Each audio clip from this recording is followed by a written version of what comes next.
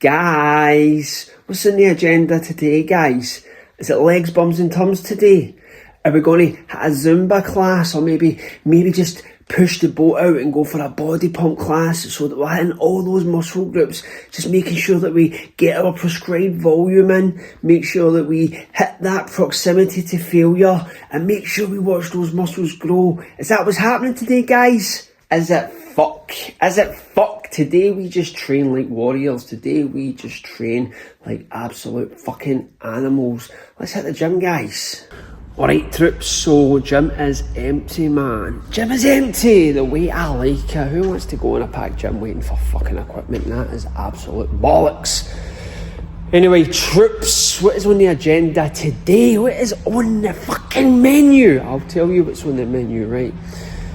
I trained yesterday, that video should be uploaded. Trap bar, axle press, burpees, a lot of pushing in there, but my pushing muscles feel quite fresh. They feel fresh, so I'm going to exercise them again today. I'm going to work them, hard. So we're going to go for close grip bench press, keep it nice and simple.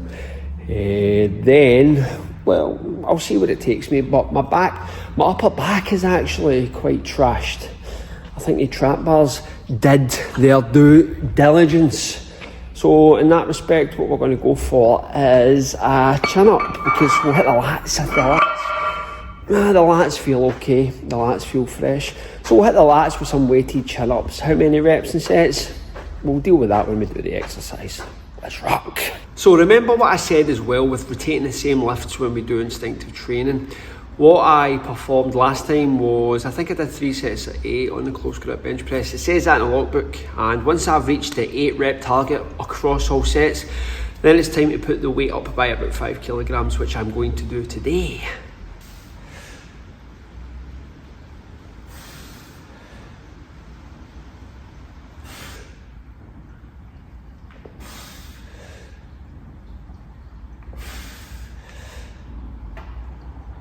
So what you'll also notice with the close grip bench press, if you're watching closely, is that there's not really a pause at the bottom when I touch my chest. And the reason being is that I am also performing a pin press close grip. That takes care of the pause movement. So I want to take advantage of the fact I'm not doing a pin press by getting that bounce off the chest to see if the pin press is carrying over to the main lift, which is the close grip bench press.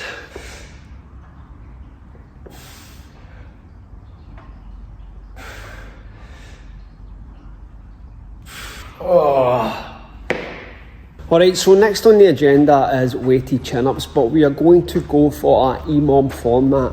I'm going to let 20 kilograms hanging from the waist, ring chin-ups. They're always that wee bit harder, by the way.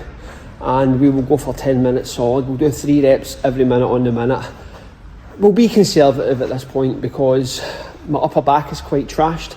I'm looking to just hit the lats. Who knows if that's the body part that it may just hit, but overthinking's a lot of bullshit, so we'll just fucking do it. And it's going to allow me to get 30 reps in. So, for example, if I'd done 3 sets at 8, that would be, fucking 24 reps in total. So we're going to beat that. Probably not hit proximity to failure, but who gives a shit? Honestly, that is the shit that's going to hold your gains back, man. Let's fucking do this! Now, I'm going to use the clock up there, which is like a digital fucking gym clock. I'm going to use that to measure the EMOM. So I usually use a sound device to hear it, but I don't have one because I'm using my phone to film this shit. So let's rock, guys, let's do this.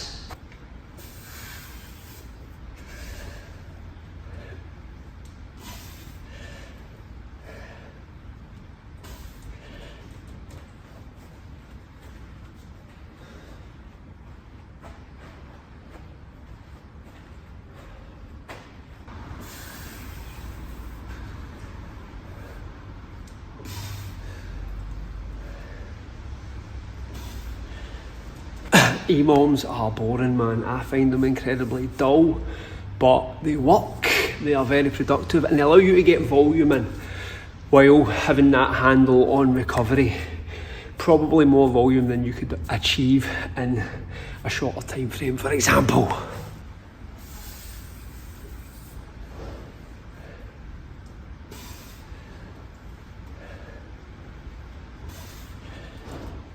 3 sets in, man, and I'm starting to feel that a little. 9 reps.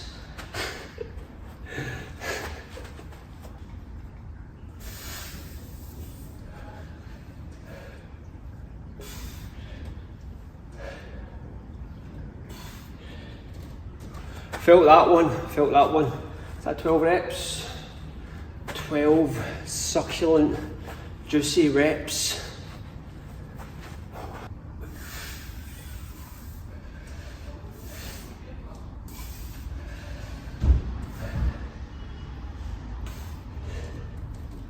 Halfway point breached.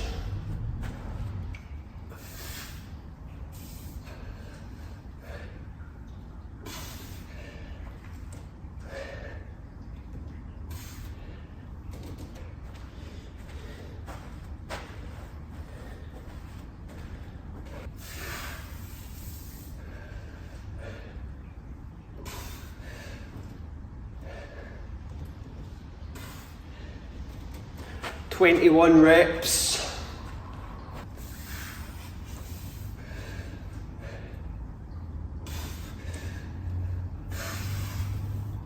Ugh.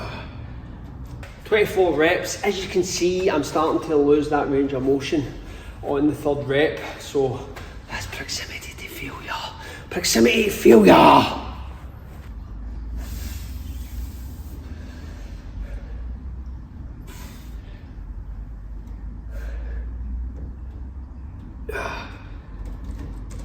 "27, last one was a grinder, you could see that. Obviously activating every muscle fibre in the latissimus dorsi.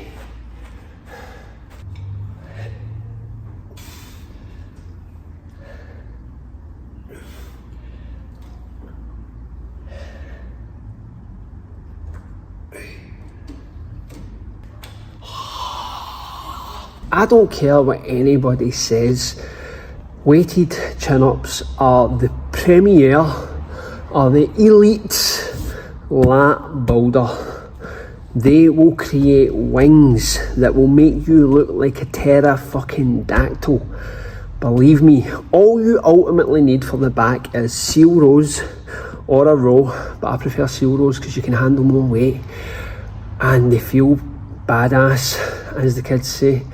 And weighted chin-ups, master those 2 movements and you're going to get quite a admirable, mass-filled, voluptuous back. Now, people will argue that they want to do that fucking one-armed shit. I don't really care for it.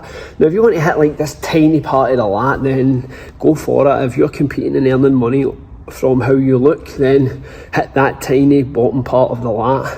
But if you're just like me, you want to fucking train, you want to kind of look semi-okay for your age, but you want to be able to perform, then you cannot go wrong with weighted chin-ups. Pick the moves with the biggest training economy. Pick the moves with the biggest bang for buck.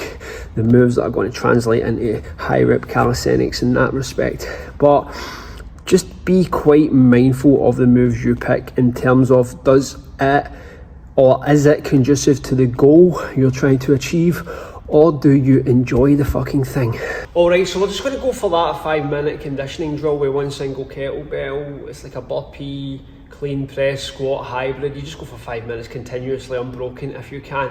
Pretty badass this. I like this wee conditioning drill because it keeps things at a nice temperature in terms of trying to ensure that you're getting that conditioning work in while you're doing the weights. And it's just something you can throw in if you're time stretched like me and you have to go to fucking work. So let's use the clock, let's get 5 minutes of work done, then we are out of here for today.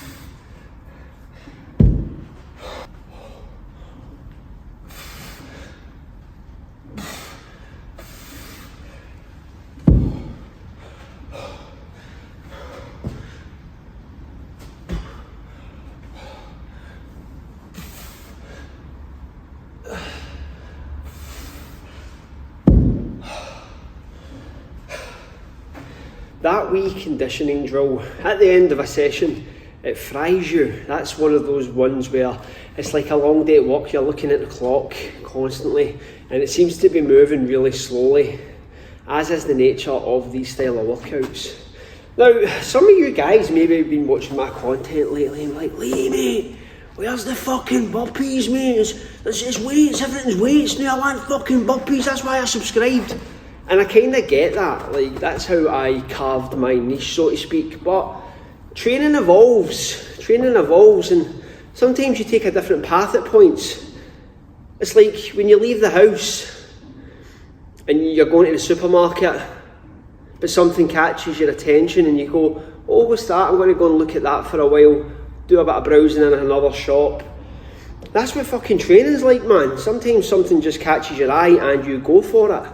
But conventional YouTube thinking is stick to your niche, but do you know what? I do not give a flying fuck, because there will be one or two guys who watch this who go, fucking hell man, like that looks pretty good, I'm going to try that. And that's what the intention is, along with the fact that I'm trying to change things up for myself and change the stimulus, so to speak. I've been heavily influenced lately by the works of Jared Miller, so that's something that I'm looking to explore at this point, and I'm taking you guys on the journey with me to see where this goes. But at the same time, burpees are still included. Burpees are still part of the workout. However, they're just a tool in the workout, and they're used in more unconventional means, as you've probably seen with the kettlebells. The kettlebells are now an integral part of the burpee experience, as is the barbell. The burpees are a window of recovery in some respects, but they are still essential in my workout because I love the burpee just as much as you guys. I fucking devote myself to the burpee. I've mastered it, but you need to add more tools to the box. You would be so disappointed if a guy came round to fix your fucking electricity supply and he only had a screwdriver in his toolbox. You'd be like, this guy's a fucking joker. Get this cowboy to fuck. Anyway, guys, sorry for the language in this video, but this is what I'm really like. This is the real Lee Hazard in some respects. What you guys tend to see on YouTube is a more restrained character who's trying to make sure his accent is understood by all around the world. But today I don't give a fuck. Today I'm just kind of being hardcore Glaswegian. So anyway, guys, thank you for staying strong and thank you for staying conditioned.